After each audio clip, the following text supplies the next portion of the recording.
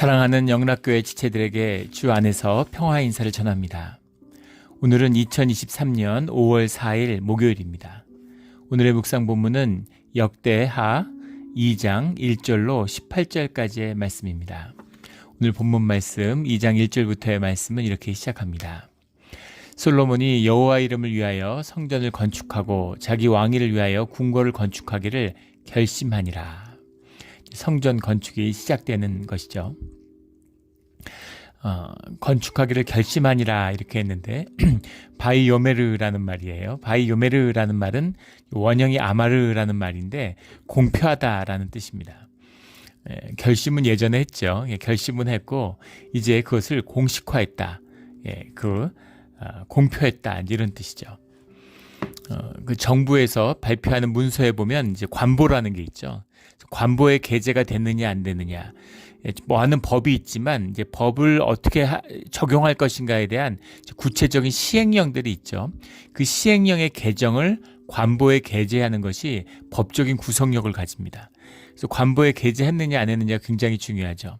교회에서는 주보 같은 겁니다. 어떤 사실 같은 걸 주보에 기록했느냐 안 했느냐 이게 굉장히 중요해요. 구두로 한 건 상관없습니다. 그런데 주보에 게재한 것은 나중에 이제 법적인 구속력이 있죠. 법을 지켰느냐 안 지켰느냐, 절차적인 정당성이 있느냐 없느냐 이제 그런 것이 주보에 실었느냐 실지 않았느냐에 있는 거예요. 그런 것처럼 공표를 했다, 공식화했다라는 거죠. 이렇게 공표함으로써 이제 건축이 시작되는 것입니다. 2절에 솔로몬이 이에 짐꾼 7만 명과 산에서 돌을 떠낼 자 8만 명과 이를 감독할 자 3,600명을 뽑고 왜 이렇게 일꾼이 많을까? 그 짐꾼과 돌 떠내는 자들만 해도 15만 명이에요. 15만 명이 일을 한다고 상상이 되지 않죠. 근데 예전에는 다 피라미드 같은 거 짓는데 200만 명 이상이 동원됐을 거라고 이야기하죠. 지금하고는 다릅니다. 지금 생각하면 상상도 안 되는 숫자죠. 어떻게 이렇게 많은 일하는 사람들이 있어 하는데 3,000명이 삽을 들고 일하는 것보다 포크레인 한 대가 일하는 게 더 양이 많대요. 그러니까 지금은 이제 사람이 많이 필요하지 않은 것이죠. 근데 지금 우리 교회 옆에 이제 호텔을 짓고 있죠. 바로 옆에 있는 부재도 호텔을 짓고 있는데 1년째 짓고 있습니다. 근데 조그만 호텔을 하나 짓는데 그 일이 어마어마해요. 저는 매일 아침마다 그걸 보잖아요. 그런데 정말 그 바뀌고 오고 가는 사람들이 수도 없고 차량들 중기계들이 수도 없이 들어왔다 나갑니다. 그 땅을 고르는 것부터 하수구 배수관하는 것부터 시작해가지고 이건 그 콘크리트나 이런 것도 아니고 그 목조 건물이잖아요. 나무로 지어서 올리는 거니까 사실은 굉장히 빠르고 간단하게 짓는다고 알려져 있는데도 그 배선과 일이 어마어마한 것이죠. 하물며 이때 사실은 그런 건축기구나 농기구도 거의 발달이 되지 않은 삽도 요즘 우리가 쓰는 그런 삽이 아니죠. 그런데 사람들이 모여가지고 이 성전을 짓는다. 이 어마어마한 일이었겠죠. 상상도 할 수 없는 일이고 다윗이 일생 가운데 준비되고 또 이 다윗과 솔로몬 시대에 이 솔로몬의 왕국이 이 이스라엘의 이 통치 지경이 팔레스타인 전역을 다스렸습니다. 제국까지는 아니더라도 이스라엘 사람들은 솔로몬 제국이다 이런 표현도 쓰는데 제국까지는 아니지만 그래도 거대한 왕국이었어요. 큰 거대한 왕국이었는데 그것이 온 힘을 다해서 지을 수 있는 이제 그런 것이죠. 그런 준비가 돼서 시작하는데 사람들 많이 뽑는 겁니다. 그런데 역대왕 열왕기상 5장에 보면 이제 과정들이 쭉 나오는데 이런 것들이 이미 사실은 이제 준비되었다라는 것을 알 수 있죠. 이 인원들이 이방인 가운데서 준비됐다라는 말씀이 나옵니다. 그리고 오늘 17절 18절에 봐도 이방인들이 나오는데 꼭 이방인만이 아니라 이스라엘 가운데서도 뽑았던 것 같고 또 그 안에 있는 이방인들, 이 권역이 넓으니까 그 안에 살고 있는 이방인들이 굉장히 많았겠죠. 그래서 이방인들 가운데서 뽑았고 또 오늘 두로에게 벌목하는 사람들과 일하는 사람들을 또 구하는 것을 보게 됩니다. 그러니까 그 판도 전체에서 동원할 수 있는 모든 자원과 정성을 모두 다 동원했다 이렇게 보는 것이 맞겠죠. 3절에 솔로몬이 사절을 두로왕 후람에게 보내어 이르되 당신의 전에 내 아버지 다윗에게 백향목을 보내어 그가 거주하실 궁궐을 건축하게 한 것 같이 내게도 그리하소서. 다윗이 왕국을 짓는데 그때 백향목을 보내주었죠. 또 성전을 짓기 위해서 준비되는 많은 건축 자재들을 보내줬습니다. 이게 두로라고 하는 것은 이제 성경에 베니게라고 나오는 베니게의 수도 같은 것이죠. 가까운 곳에 시돈이 있습니다. 시돈과 두로가 지중해 무역의 중심지고 상업의 중심이죠. 페니키아인들, 상업의 귀재고, 페니키아에 시작해서 상업이라고 하는 이 매매 무역, 바알법이라는 것을 오늘날 전 세계에 퍼뜨린 그 주인공들이죠. 그러니까 이제 상업이 발달했으니까 근데 그곳에 여러 가지 기술과 세계에 그런 게 다 모여 있지 않겠어요? 또 지역적으로는 그 백향목을 이제 거둬들일 수 있는 지역적으로 북쪽에 있으니까 그런 지역과 같이 있는 거죠. 그 왕에게 이제 다시 그 청을 하는 거죠. 그런 건축 자재들을 보내달라 이렇게 보내고 있습니다. 그런데 여기 보면 뒤에 보면 나오지만 10절 같은데 당신이 볼목하는 종들에게 찌은 밀 2만 고루와 보리 2만 고루와 포도주 2만 밭과 기름 2만 밭을 주리이다 이렇게 얘기하고 있습니다. 열왕기에 보면 이 일하러 온 사람들에게 줬을 뿐만 아니라 이 두로의 왕에게 후람 왕에게도 매년 엄청난 양의 이제 그 식량들을 이제 제공하는 것을 알 수 있죠. 그러니까 사실은 이제 무역을 하는 거죠. 근데 여기서 이제 우리가 눈여겨볼 것은 일하러 온 사람들, 벌목하는 종들에게도 그들에게도 대가를 다 치렀다는 겁니다. 그냥 끌어다가 동원해서 인력 동원 이런 식으로 동원해 가지고 쓰는 게 아니라 그 나라는 나라대로 보상을 하고 왕에게 또 백성은 백성들에게 또 일일이 일한 사람들에게 다 임금을 지불했다 이런 얘기죠. 밀 2만 고루라고 하는 것은 이제 액체 고체 단위로 다 쓰는데 230리터 정도 된다 그러고 밑에 나온 2만 밭, 포도주 2만 밭, 기름 2만 밭 할 때 밭이라고 하는 것은 이제 액체만 재는 단위라고 그러죠. 23리터라고 그럽니다. 그래서 그 많은 이것을 이제 가볍게 볼 수 없습니다. 왜냐하면 지금 보세요. 21세기인데 북한 같은 나라를 보십시오. 북한의 주민들, 인민들은 북한 정권의 노예예요. 진정한 노예입니다. 지금 중국, 중앙아시아, 러시아, 시베리아 벌목공들 다 북한 사람들이 가서 하고 있죠. 그런데 임금을 못 받는다. 임금 받으면 정부가 다 뺏어가는 거죠. 본인이 아무리 죽도록 일해봐야 완전한 노예죠. 노예 노동을 하는 겁니다. 그런데 임금을 주었다는 거예요. 지금 징용공 2차 대전 때 동원되었던 노동자 탄광 같은데 이제 그것이 한일 간의 큰 외교 갈등의 원인이 됐죠. 근데 이제 일본 측의 반론을 보면 그것이 이제 강제 노동이 아니다 이렇게 이야기를 합니다. 왜냐하면 그 회사들을 세워가지고 이제 리크루트를 해서 사람을 뽑아서 간 거지 무슨 납치하거나 강제로 끌고 간 건 아니니까. 그 다음에 임금을 지불했다는 거죠. 근데 임금을 못 받은 사람들이 있습니다. 근데 그 임금을 회사에게 줬고 회사가 지불하게 돼 있는데 회사가 띄어먹은 거지 정부에서나 탄광회사는 지불을 했다는 거죠. 그리고 또 하나는 일본 사람과 한국 사람을 다 징용을 한 겁니다. 그래서 한국 사람만 한 게 아니라 그때는 내선일체라고 그래서 한 나라였기 때문에 일본 사람도 똑같이 했는데 조선 사람이라고 잡아온 게 아니지 않느냐. 그게 이제 일본에 하는 이야기죠. 그런데 그만큼 그 시대에도 지금 100년 전이에요. 임금을 줬느냐 안 줬느냐가 첨예한 논쟁이 되고 있죠. 그런데 이 시대에는 생각을 해보세요. 지금부터 3000년 전입니다.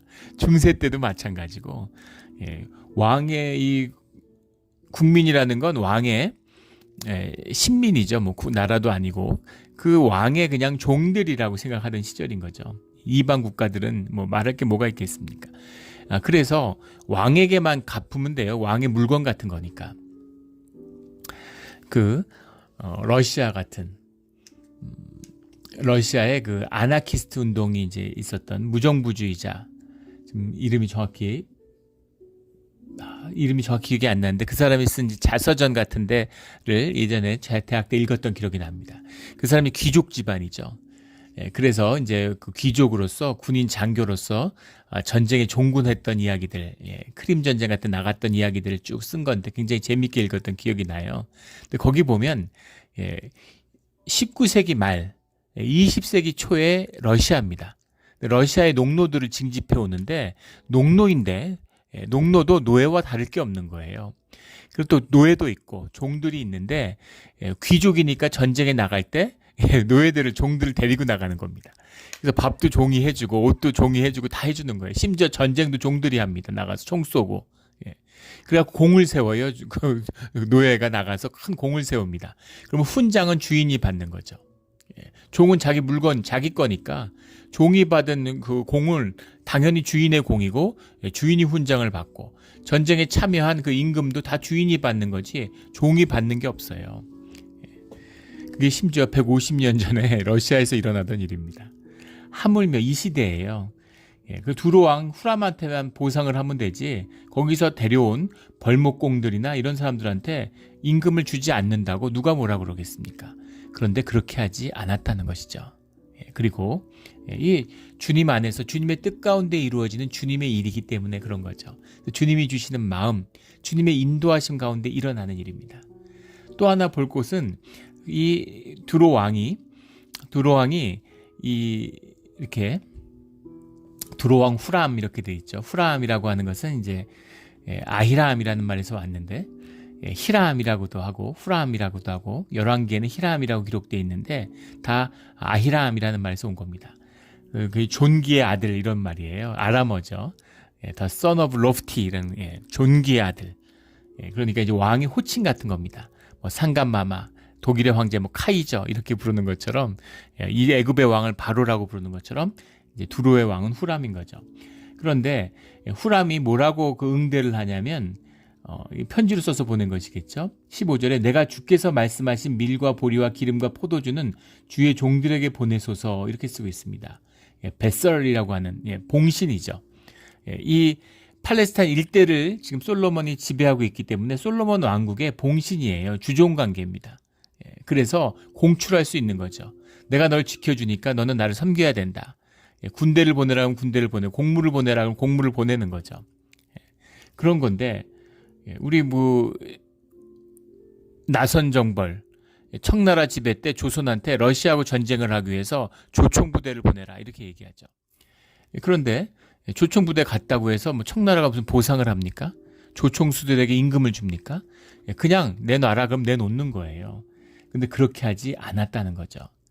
이것이 주님 가운데서 주님의 공의를 이루려고 하는 그 마음인 겁니다. 굉장히 소중하고 중요한 그런 그 말씀이죠. 주님의 사람, 주님의 뜻을 따라서 주님의 일을 이루는 사람들은 이렇게 일을 하는 거죠. 모든 피조물과 생명체를 존귀하게 여기는 이걸 뭐 법으로 하겠습니까? 뭐 관습으로 하겠습니까? 어떻게 이 시대에 이런 시대를 뛰어넘는 이런 은혜와 이런 나눔이 있을 수 있을까요? 주님의 마음이기 때문입니다. 깊이 들여다보면 영적으로 깊이 들여다보면 세상의 귀한 모든 인간의 진보는 바로 이 우리의 믿음, 신앙 가운데 이루어진 것이에요. 생각해 보십시오. 우리 어린이날을 지났는데 옛날에는 어린이라는 말이 없었죠. 어린이도 아이들을 높이는 말이죠. 어린이. 옛날에는 어린이가 아니고 그냥 애새끼잖아요. 새끼들. 아이들이 가장 사각지대고 가장 천대받던 그런 건데 아이들을 존귀하게 만들었어요. 아이들을 귀하게 여기게 됐습니다.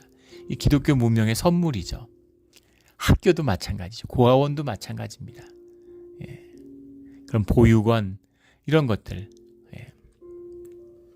무료 급식 음식을 나누는 것, 복지제도 이런 것들이 전부 다 사실은 우리 신앙의 선물이었다라는 것을 우리가 이제 돌아볼 수 있죠.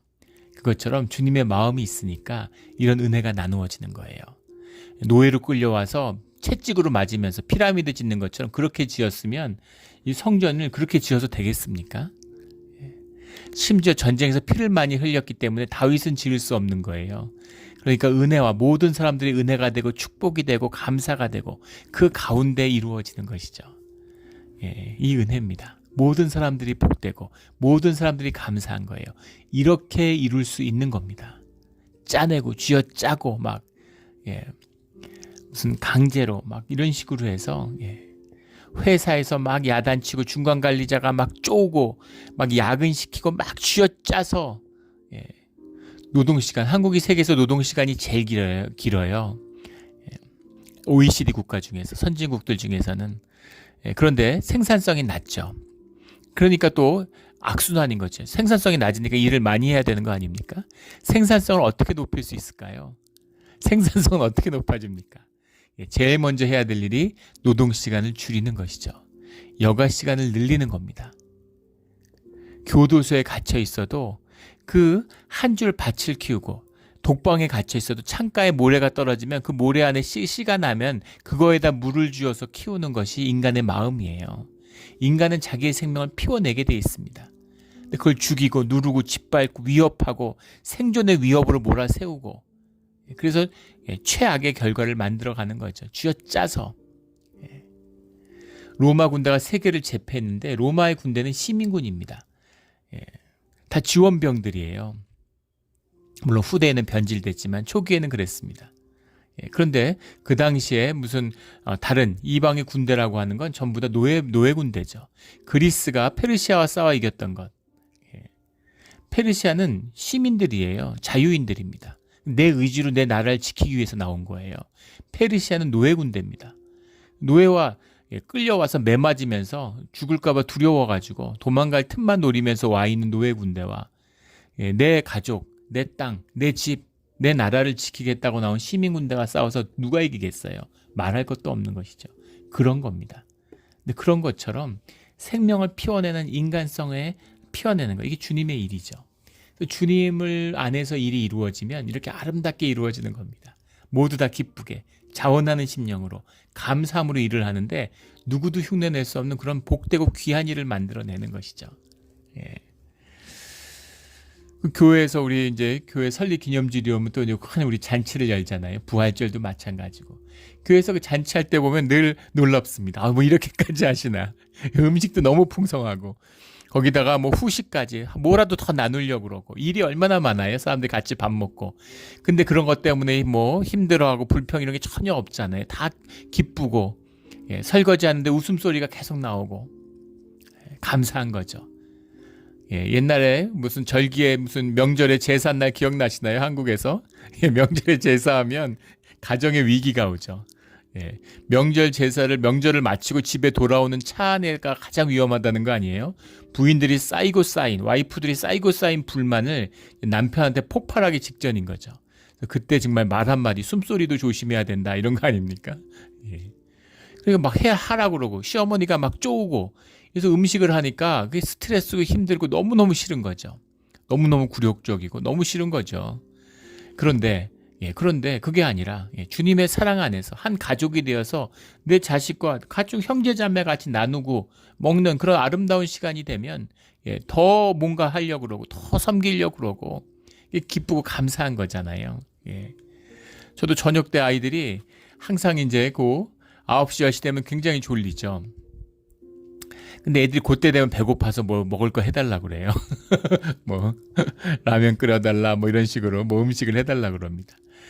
뭐 만둣국을 끓여달라. 그럼 그런 거를 끓이는데 그냥 애들한테 너 알아서 먹어 이러고 잘까? 아니면은 끓여주고 잘까? 이제 그런 마음의 갈등이 매일 좀 있죠. 근데 음식을 이렇게 해주면 아이들이 그렇게 좋아하고 먹는 걸 보고 있으면 기분이 그렇게 기쁠 수가 없어요. 섬김의 기쁨이고 섬김의 비밀입니다. 그래서 섬김이 돼야 되는 거죠. 자원하는 식량과 감사와 기쁨으로 이루어지는 섬김입니다. 먼저 받은 은혜를 나누는 거죠. 그 은혜를 나누니까 다 좋잖아요. 복을 유통하는 이 신앙인의 모습입니다. 내가 믿음으로 기뻐하며 사는데 모든 사람이 은혜를 받아요. 내가 주님께 예배드리기 위해서 주님의 뜻에 따라 성전을 짓는데 팔레스타인 지역 모든 그것뿐이겠습니까? 이걸 수입하고 가지고 들어오고 두로와 시돈과 두로와 무역하는 두로도 은혜를 받고 두로의 경제가 끝내줬겠죠. 너무 좋았겠죠. 팔레스타인의 경제도 좋고 예, 수십만 명이 와서 계속 먹고 자고 쓰는데 그 소비 시장도 어마어마했겠죠. 막 경제가 잘 돌아갔을 겁니다. 이 풍요함이 쏟아져 나오는 그 비밀이 여기에 있는 것이죠.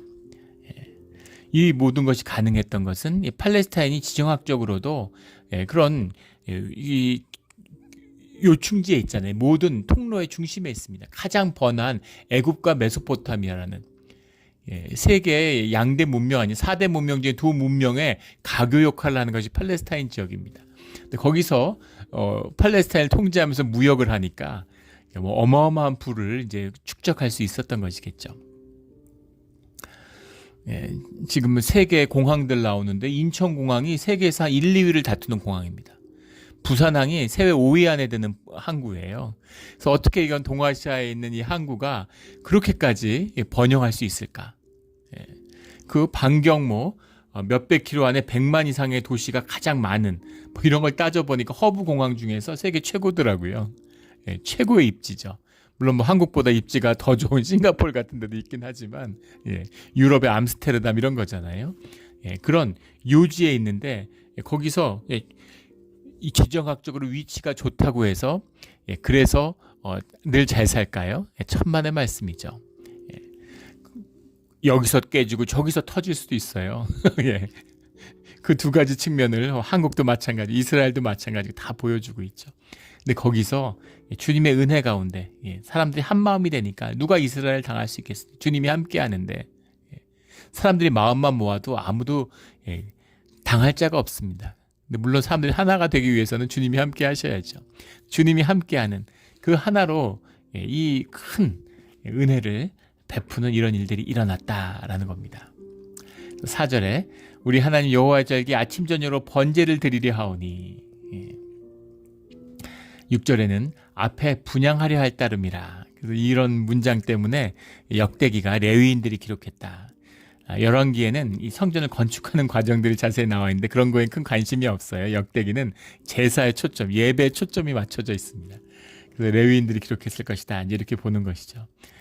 누가 기록했던 이 초점, 이것은 이제 열왕기는 그 시절에 지을 때니까 과정들이 좀 관심이 많이 갔을 거고, 이건 다 지어진 후대, 그리고 무너진 뒤에 후대의 일이니까 성전의 건축보다는 이제 그것을 지은 목적에 더 관심을 갖게 되는 것이겠죠. 5절에 내가 건축하고자 하는 성전은 크니 우리 하나님은 모든 신들보다 크심이라. 우리 하나님은 모든 신들보다 크신 하나님이 아니라 우리 하나님은 유일한 하나님이죠. 유일한 신입니다. 유일신이죠. 다른 건 가짜다. 다른 신은 없다. 우상이다. 껍데기다. 가짜다. 신인 척하는 용같이 말을 하는 짐승일 뿐이다. 이게 성경의 가르침이죠. 그런데 다른 모든 신들보다 크심이라 라고 하는 표현은 수사적 표현이고 문학적인 함의를 담고 있는 외교적인 수사라고 봐야 되겠죠. 다 신들이 있잖아요. 지역마다 신들이 있는데 우리 신은 진짜고 너희는 가짜다 이러면서 무역을 할 수 있겠습니까? 그러니까 너희 신도 있는데 우리 하나님이 최고의 신인 걸 너희가 알잖아. 이렇게 얘기하는 거죠. 누구도 부인할 수 없는, 진짜 여호와 하나님은 최고의 하나님이구나.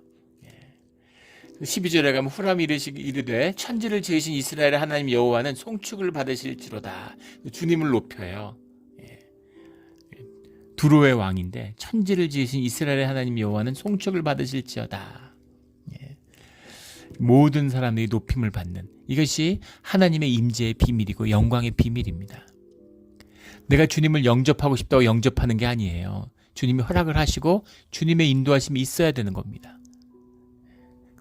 내가 믿어서, 내가 확신해서, 내가 내 의지로 믿는 게 아니죠. 그건 믿음이 아닙니다. 그건 종교죠. 껍데기예요. 주님에게 왜 나를 택하고 나를 구속하셨는지 알 수 없죠. 영문을 알 수 없는 은혜입니다. 그런데 분명한 것은 무엇이냐면 나와 주님이 하나 되면, 그러면 나도 주님도 높임을 받게 돼 있어요. 교회 가운데 주님의 임재가 있으면 교회가 세상의 두려움과 존경을 받게 돼 있습니다. 요즘에 보면 무슨 개신교, 기독교를 조롱하고 모욕하는 이런 일들이 대중문화에 계속 드러납니다. 이거 우리 계시록에서 일어나는 것처럼 짐승의 역사죠. 영적인 본질입니다. 그걸 그렇게 기분 나빠할 건 없어요. 그런데 중요한 것은 무엇이냐면은 교회의 위험이 손상되고 있다는 겁니다. 종교화되니까, 기독교가 타락하니까 우습게 여기는 것이죠. 주님의 임재가 있으면 피조물들이 어떻게 하나님의 임재가 있는, 감히 교회에 대해서 아무도 대적하지 못해요. 미워해도 적어도 존경하는 것이죠. 두려워하는 것입니다. 그런 임재의 비밀이 나타나고 있다라는 것, 이것이 솔로몬의 영광의 비밀이고 주님의 영광의 비밀입니다. 이 비밀이 오늘 우리의 비밀이 되기를 주의 이름으로 축원합니다. 6절에 누가 능히 하나님을 위하여 성전을 건축하리요, 하늘과 하늘들의 하늘이라도 주를 용납하지 못하겠거든. 3층 천이라고 그러죠. 이스라엘 사람들은 하늘에 이렇게 층이 있다, 레이어가 있다고 믿었기 때문에 내가 3층 천을 갔다 왔다, 실제 3층이라는 얘기가 아니라 그것을 사람들에게 나누고 표현할 수 있는 하늘의 체험. 하늘의 체험이라는 게 뭡니까? 인간의 땅의 체험으로부터 초월적인 거잖아요. 그 초월의 경험을 표현할 수 있는 방법, 인간의 언어의 한계를, 그 표현의 한계를 3층 천이라고 표현하는 거죠. 그런데 그 3층 천보다 주님은 더 크신 분이니까, 우리가 가늠할 수 있는, 우리가 상상할 수 있는 그 모든 것보다도 더 크신 분이니까, 그런 분인데 어떻게 그 주님이 머무시는 성전을 누가 건축할 수 있겠니? 내가 어떻게 그걸 건축합니까? 이런 얘기죠. 정말 정직하고 맞는 고백이죠. 우리가 어떻게 주님을 섬기며 어떻게 주님이 계시는 함께하는 예배를 드릴 수 있습니까? 주님이 허락하시면, 주님이 인도하시면, 주님이 용납하시면 가능한 것이죠.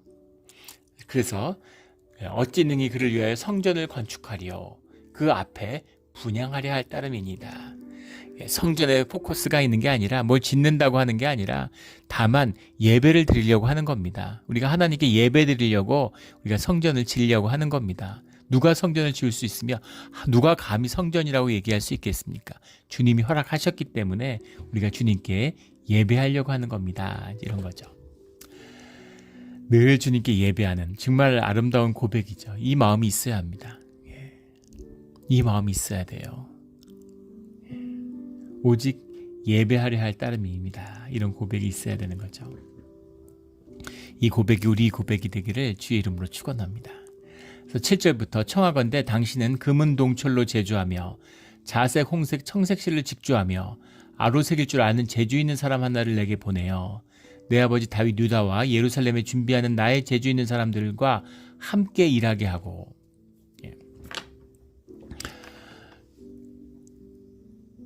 이제 여러 가지 창색, 홍색, 실루, 또 이렇게 아로색이고 이런 그 공학과 이런 것을 가진, 인테리어와 아우테리어를 다 할 수 있는 이런 사람의 기술자가 이스라엘도 많이 있었겠죠. 왕궁을 건축하고 계속 건축이 있었는데 왜 기술자가 없겠어요. 그런데 그 시대의 최고의 기술자가 두로에 있고 할 수 있는 최선을 다해서 성전을 건축하고자 하는 마음, 할 수 있는 가장 아름다운 것을 주님께 드리고 싶은 그 마음을 보여주는 겁니다. 근데 이 기술자 하나가 이렇게 대단할까? 집을 짓는데 무형문화재가 있죠. 한국의 대목, 전통 한옥을 짓는 그 대목이 있어야 건축이 이루어지는 겁니다. 이게 기가 막힌 비밀이 들어있어요.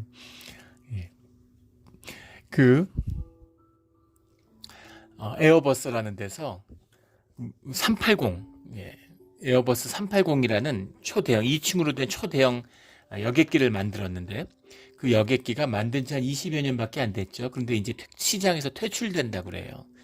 너무 만들어지는 과정이 오래 걸렸고 많은 문제가 있었는데 결국은 시장에서 퇴출되는 것이죠. 근데 그거보다 규모가 훨씬 작은 747 같은 거, 보잉 747 같은 거는 50년이 됐는데 불후의 베스트셀러잖아요. 근데 왜 그렇게 됐을까? 근데 그 에어버스라는 게 유럽의 여러 나라들이 그걸 만드는데 여러 나라들이 만들다 보니까 이제 그것을 모아가지고 합치는데 너무 어려움이 많다는 겁니다. 그 배선이 수없이 많은데 그걸 연결짓고 하는 거에 그 과정, 그러니까는 기술 수준이 떨어진 것도 아니고 부품에 문제가 있었던 게 아닌데 마지막에 이제 그 마무리를 짓는 후공정 때문에 시간이 오래 걸리고 그 사업이 끌어가지고 사업성을 잃어버렸다는 거예요. 제가 더 놀란 건 무슨 다큐를 보는데 요새 반도체 때문에 난리잖아요. 그래서 반도체가 뭔가 하고 그런 다큐를 여러 편 찾아봤는데 거길 보다 아주 흥미로운 부분을 봤습니다. 그 반도체 공업이야말로 제가 인간이 만든 이런 산업 중에서 정말 최고봉이죠. 가장 난이도가 많은. 어떤 나라도 한 나라가 시작부터 끝을 다 할 수 없는, 미국조차도 중국도 흉내낼 수 없는 그런 복잡한 과정이 있는 겁니다. 그런데 그것을 이제 한국이 주도하는 나라 중에 하나라는 것, 가장 중심적인 나라 중에 하나라는 게 너무 신기하죠. 근데 반도체가 세라믹이잖아요. 세라믹의 반도체의 성질이 왜 있는지 그것을 이제 과학적으로 규명하지 못하죠. 너무 복잡하기 때문에. 그래서 그걸 규명하면 뭐 노벨상은 따놓은 당상이라고 그러죠. 근데 세라믹이 뭐예요? 흙을 다루는 거잖아요. 세라믹이 도자기잖아요. 그래서 고려 청자 이런 걸 만들어서 세계 최고의 청자 백자를 만들었던 민족이라서 그런지 세라믹을 다루는 걸 아마 중국이 못하는 거 보면 참 신기하죠. 그리고 거의 일본이 세계를 석권할 뻔했는데 일본을 잡은 게 한국이잖아요. 신기합니다. 그런데 거기에 이 레이저로 그 세라믹 판에다가 그걸 선로를 이렇게 만드는, 전자가 다닐 수 있는 그 선로를 새기는 EUV라고 하는 장비를 만드는 그 업체가 네덜란드인가 뭐 있는 업체인데 세계에 하나밖에 없는 독점하는 업체랍니다. 그러면 그 회사가 그걸 혼자서 만드느냐? 그걸 만드는데 그 기계 한 대에 한 5천억 한대요. 5억 불 정도 한답니다. 기계 한 대가. 근데 없어서 못 사는. 그걸 중국이 못 사도록 미국이 압력을 넣어가지고 중국은 사고 싶어도 못 사는 그런 기계라고 그러죠. 근데 그 기계를 만드는데 반도체 수많은 공정 가운데 한 공정입니다. 근데 그 한 공정에 만드는 그 EUV 장비를 만드는데 4,200개의 업체가 부품을 납품한대요. 상상이 되세요? 4,200개의 업체가 부품하는 수십 개 나라에서 그걸 어떻게 그걸 매니지를 관리할까? 하물며 반도체 전 공정을 보면 그 공정, 그 삼성이 무슨 짓고 있는 그 반도체 공장들이 나오는데 그 공장 하나를 짓는 돈으로 인천공항을 3개 지을 수 있답니다. 상상할 수 없죠. 수백조의 돈을 들여가지고. 그런데 그걸 시작부터 끝까지 선공정부터 후공정, 마지막 패키징을 하는 그 모든 과정, 마케팅까지 그 모든 과정을 전부 다 매니지하는 한 사람이 있다는 거예요. 그거를 전 세계적으로 할 수 있는 사람들이 많지 않답니다. 몇 명밖에 없대요. 몇십 명 이렇게밖에 없답니다. 믿어지세요? 그 모든 공정을 이해하고 각 분야에서의 최고 전문가는 아니지만 그 모든 공정을 이해하고 있는 사람인 거죠. 종합 설계자, 종합 관리, 큰 그림을 보는 사람이 있어야 되는, 그래야 산으로 가지 않는 거죠. 다 만들어 왔는데 조립이 안 되는, 아까 비행기 얘기했었죠. 조립하다가 낭패를 보는 그런 일이 없기 위해서는 모든 과정을 주관하고 매니지하는 사람이 있어야 되는데 그 매니저가 두루에서 왔다, 이런 얘기입니다. 그 사람과 같이 동업함으로 목수가 수천 명 있지만 대목이 하나 있어서 모든 사람의 일들을 관리하는 것이죠. 이것이 질서죠. 질서의 구심, 굴대가 있는 겁니다. 축이 있는 거죠. 피봇이 있는 거죠. 그 역할을 한 사람을 데려왔다. 그 사람이 얼마나 중요한 사람이겠습니까? 14절에 이 사람은 단의 여자들 중 한 여인의 아들이요 그의 아버지는 두로 사람이라. 능히 금은동 철 돌과 나무와 자색 청색 홍색실로 가는 배로, 청색 홍색실 자색실은 이제 성전에는 새기는 그 실이잖아요. 배로 일을 잘하며 아로 새기는 일에 익숙하고 기묘한 양식에 능한 자니, 대목이죠. 모든 걸 다 할 줄 아는, 인테리어 아우테리어부터 다 할 수 있는 사람이에요. 근데 기가 막힌 건 이 사람이 단의 여자들 중 한 여인의 아들이요. 근데 열왕기상에 보면, 열왕기상 7장에 보면 그가 납달리 지파의 과부의 아들이었다, 이렇게 나옵니다. 근데 여기는 단지파의 여자 중에 한 사람이었다. 그러니까 이것이 이제 안 맞는다, 뭐 이렇게 얘기를 하는데, 문자적으로 너무 강박적으로 이해할 필요가 없죠. 단지파의 여인이었겠죠. 하지만 단지파가 흩어져 살았기 때문에 납달리 지경에서 살았을 겁니다. 그리고 그가 이방인과 결혼했어요. 처음부터 이방인과 결혼하지는 않았겠죠. 두로 사람하고. 일찍 어려서 이제 뭐 13살, 14살에 결혼을 하는데 남편이 일찍 죽은 겁니다. 그래서 과부가 된 거죠. 그래서 다시 이방 남자와 결혼을 한 거죠.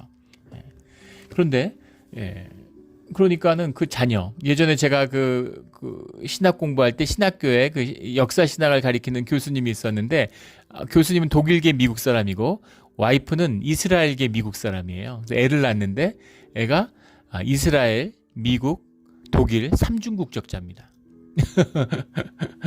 예. 3중 국적자인데 아이의 정체성은 뭘까요? 이스라엘인 거죠. 얘가 완전히 유대인으로 자라는 거예요. 예. 그리고 또 당연히 이스라엘은 아버지가 아니라 모계로 가죠. 아버지가 이스라엘 사람인 건 중요하지 않습니다. 어머니가 이스라엘 사람인 게 중요해요. 예. 제가 만났던 그 분들 중에는 아버지가 한국 사람이고 어머니가 스페인 분이었던 경우가 있었는데 애들은 완전히 스페인 사람입니다.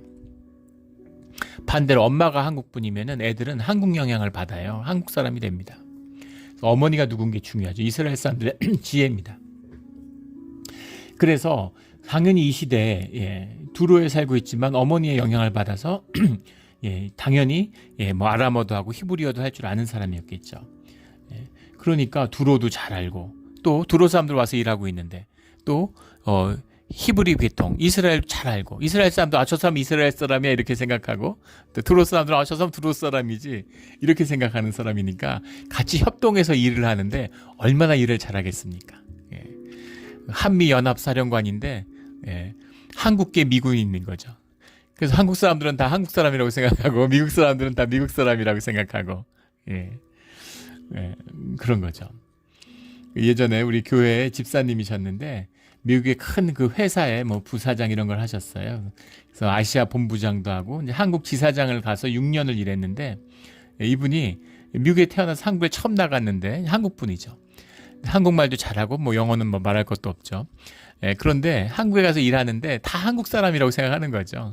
그래서 미국 본사에서도 최고의 지사장이라고 그런 평가를 받았고 이분 나중에 본사에 가서 부회장까지 되고 뭐 이렇게 되셨는데 이분이 당신이 내가 미국에서 사실 잘하고 미국에서 미국 사람이다라고 얘기하지 않으면 아무도 그렇게 모른다는 거죠. 그래서 그게 너무 좋았다고 그러시더라고요. 내가 한국 사람이구나 하는 것을.